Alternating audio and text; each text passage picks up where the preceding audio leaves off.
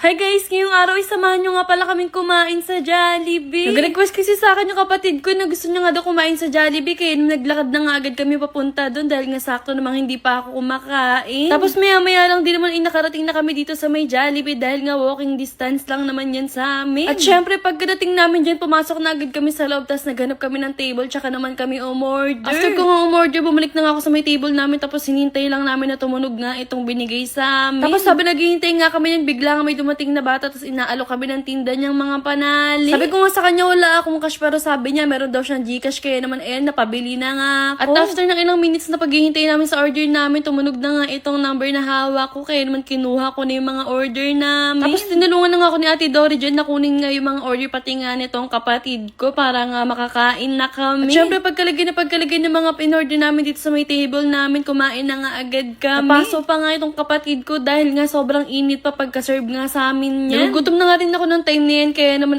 kumain na nga rin ako at sabay-sabay na nga kaming kumain. Una ko nga kinain dyan itong one piece chicken ko. Ang mga in-order ko kasi sa akin dyan, one piece chicken tapos burger stick, pati nga ng burger at fries. Alam ko kasi sa sarili kong gutom nga ako, kaya naman talagang marami akong in-order para nga mabusog ako. Habang kumakain nga kami dyan, sabi nga ng kapatid ko na hihingi daw ulit siya ng gravy, kaya naman yung sa akin nga binuhos ko na dito sa may chicken ko para nga makuhaan niya rin ako. Tapos nung makakuha na nga siya ng gravy, sabi niya patikim daw ng burger steak ko dahil nga hindi siya umorder niyan. Spaghetti kasi yung in-order niya, pati nga one piece chicken. Pareho nga sila ng order ng kanyang bebe loves, kaya naman sabi ko kaya Ate Dory, tikman niya na rin yung akin para nga matikman niya. Ubus ko na nga yung kanin sa in-order kong one piece chicken, kaya naman sunod ko naman kinain itong ang burger steak. Habang kumakain nga kami dyan, naalala namin yung batang nagbenta nga sa amin ng panali sa buho, kaya naman natatawa na lang kami. Nagulat kasi kami tatlo dahil nga sabi niya meron daw siyang Gcash, kaya naman wala akong madadahilan para hindi bumili. Tapos kabisado niya pa yung number kahit nga wala siyang dalang cellphone. Tinatanong nga namin siya kung kaninong Gcash ba yung gamit niya pero hindi niya nga sinasabi, tumatawa lang siya. Pero baka sa magulang niya yun dahil nga kabisado niya yung number. Ubus na nga nila yung one piece chicken nila, sunod naman nilang kinain na itong spaghetti nila. Naalok nga nila ako sa spaghetti nila pero sabi ko ayoko nga dahil nga mas bet ko yung palabok, keso nga not available na yung palabok nila. Kaya naman nag-add na lang ako ng burger steak pati nga nitong burger. Nung time na yun, gusto ko na nga iangat yung paa ko dahil nga pag kumakain ako hindi ako sanay na nakababa yung paa ko pero binaba ko pa rin nga dahil nga parang ang pangit naman tignan kung kumakain ka sa labas tapos nakataas yung paa mo. Habang kinakain ko nga yung burger ko dyan tapos na nga kumain yung mga kasama ko, kaya naman talagang inuubos ko na lang yan para nga makauwi na kami. Pero sabi naman nila hindi sila nagmamadali umuwi dahil nga nagpapababa pa naman sila ng kinain dahil nga nabusog daw sila. At finally naubos ko na nga yung mga in-order ko, kaya naman uminom na ako ng soft drinks. Tapos nagpababa lang din naman ako saglit ng kinain dyan at maya-maya lang nagkayaan na rin kami umuwi, kaya naman hanggang dito na lang. Paalam! Pag gusto mo Gcash,